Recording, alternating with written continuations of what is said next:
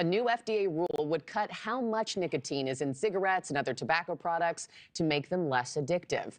Critics say this proposal could have significant and unintended consequences, including bolstering the black market. Nick's back with more on the FDA's plan here. Nick, get us up to speed. Why is it causing such an uproar? Because they want to cut nicotine levels, right? And they're saying, hey, people would buy less, and that's a problem. And tobacco companies have been fighting proposed rule changes for years. The agency says it's aiming to reduce addiction rates, arguing fewer people will start smoking and more current smokers will be able to quit. But there's a backlash from some who say drastically cutting nicotine will lead to people smoking more to get the same effect.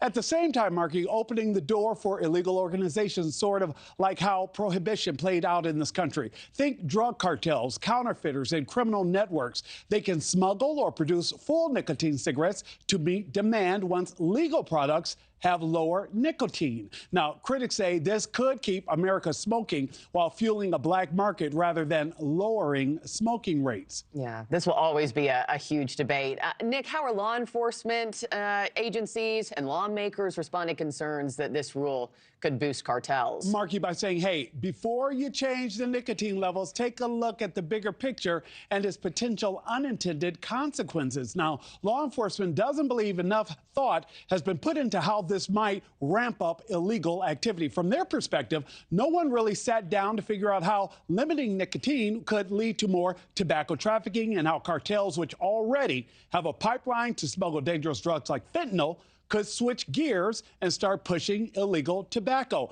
And this is not a partisan issue, Markie. Lawmakers on both sides of the aisle share these concerns, calling tobacco trafficking a grave national security threat that's linked to money laundering and possibly even financing terrorism. The big worry is simply this, that if nicotine levels are cut, criminals will step in with full strength but totally unregulated cigarettes. That would not only undermine the FDA's plan to reduce smoking, but also raise health and safety issues because you wouldn't know what's inside the black market products. NewsNation has reached out to the White House for comment, and we are waiting, Markie, to hear back. Yeah, I imagine for those bad actors, their gears are already turning how to take advantage of this one. Nick, thank you so much. Thanks for watching, everybody. Go to joinnn.com to find NewsNation on your television provider. Also, don't forget to click that red subscribe button below to get more of NewsNation's fact-driven, unbiased coverage.